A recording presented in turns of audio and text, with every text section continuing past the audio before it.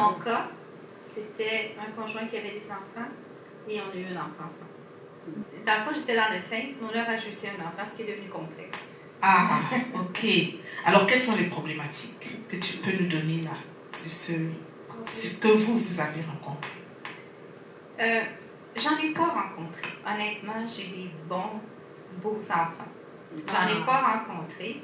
J'ai tout de suite travaillé pour que le cercle familial soit pas coupé entre la belle famille et notre enfant. C'était des frères, c'était pas des demi-frères. C'est déjà parti en instaurant cette notion-là. Les enfants ont grandi en étant des frères. Ce qui a contribué aujourd'hui, ils sont grands, ils sont des frères. Est-ce que cette transition est facile parce que le conjoint est le père de l'enfant que vous avez ensemble? Est-ce que tu penses que ça a rendu les choses faciles? Imagine si tu venais avec un enfant de dehors, est-ce que ça allait être aussi facile? Ce qui arrive là, je crois que dans ces couples-là, l'important, c'est la communication. C'est de ne pas exposer le problème devant les enfants, surtout des enfants de l'autre conjoint. Quand c'est les 3 frères, ben, tu peux toujours expliquer le problème parce que ça peut servir aux autres frères. Mais si c'est concernant les beaux enfants, ça ne doit pas se régler devant les beaux enfants. C'est pas si je peux dire la belle-mère, qui a, mais ça peut être vice-versa quand je dis belle-mère, ça peut être vice-versa. C'est pas la belle-mère qui doit élever les enfants du conjoint. La discipline doit continuer à se faire par le père des enfants. Elle peut apporter un supplément en étant seule avec le conjoint le soir pour lui faire avoir une autre vision, mais c'est pas à elle de faire la discipline à la maison. Pour les beaux enfants. Pour les beaux enfants. Donc, tout ce qui concerne les beaux enfants, elle préfère que ce soit leur père. Ça doit être leur père qui gère ça. Ok. Leur père ou leur mère, tout dépendant dans quelle composition. Justement, dans ce cas-là, est-ce que tu as un contact avec la mère? Dans ton cas personnel? Non, j'en avais pas. Est-ce que tu as souhaité en avoir? Non. Okay. Parce que, en n'ayant pas, je n'avais pas à trancher. C'était mieux comme ça. Mais le père, le conjoint, a accès à elle? Il n'y a pas le choix, c'est leurs enfants. C'est-à-dire c'est de commun accord. C'est-à-dire vous êtes d'accord qu'ils puissent la consulter quand ça concerne les enfants? Ça reste leur mère. Moi, je suis la belle-mère, je peux leur parler, leur apporter des choses. Mais ça reste leur mère. Ça va toujours rester leur mère. Et ils vivent avec elle? Non, ils sont grands maintenant. Ok. Mais à l'époque où ça se passe, ils vivaient avec vous? Avec leur mère. Oui. Parfait. Les parents qui se séparent sont par ailleurs nombreux à former une nouvelle union. Ici, on parle du Québec. Ainsi, environ 11% des familles québécoises avec enfants sont des familles recomposées. Ok, là, je cite la référence Juby Marcille Graton, le Boudet 2005.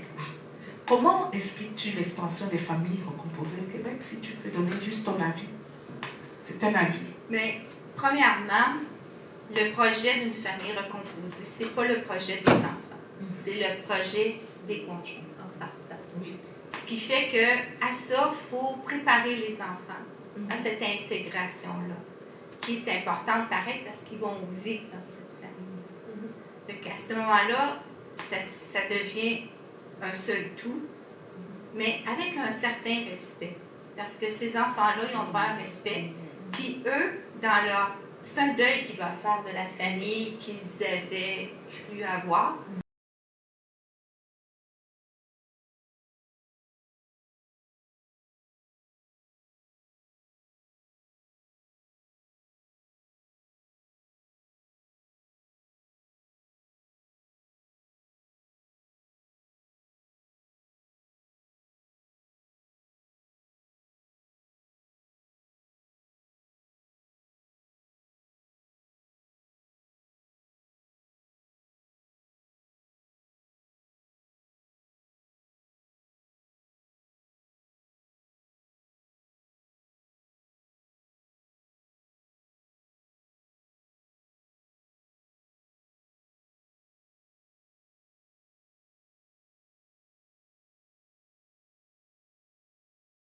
L'autre chose qui peut aussi aider ce fait-là, c'est que le beau-parent, si je peux appeler ça comme ça, peut passer du temps avec cet enfant-là en lui proposant des activités qu'il aime.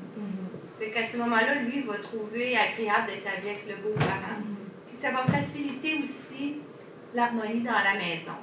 Mais puis il doit aussi passer du temps tout seul avec son papa ou sa maman, puis pour être capable de garder aussi cette harmonie-là dans la maison. Ok. Mais moi, je veux que tu nous parles un peu. D'où est venu ce phénomène? Parce qu'on dit, par exemple, que le Québec a le plus grand nombre. Est-ce que c'est quelque chose que vous avez trouvé naturellement? Est-ce que c'est parce qu'il y avait beaucoup de divorces, les gens ne voulaient pas rester seuls? Qu'est-ce qui les amène finalement à aller plus que d'autres vers la recomposition de famille? Mais personnellement, moi je trouve que comparé à nos parents, nos grands-parents, on subit moins ce qui ne nous intéresse pas dans un couple. On n'endure pas, c'est ça. En fait, il n'y a plus la patience d'avant de dire reste, supporte. Et nous, ça ne va pas, on se sépare. Puis on sait que les enfants n'arrangent pas un couple, fait que des fois ça n'aide pas à un couple. Puis quand on a des enfants, on travaille, souvent on se perd de vue. On a trop de choses à faire, trop d'activités ou de responsabilités qu'on se perd de vue. Fait que c'était ce qui a amené qu'il y a beaucoup de familles qui ont décidé de ne pas endurer ce qu'ils ne voulaient pas endurer, comme leurs parents ou leurs grands-parents, ont simplement profité de cette occasion-là pour partir. Se séparer. Ça peut être d'un accord, comme un accord, mais ça peut être aussi l'accord d'une seule des deux parents. D'eux décident de partir. À ce moment-là, c'est plus compliqué. On rentre dans un autre sujet que je vais aborder tantôt.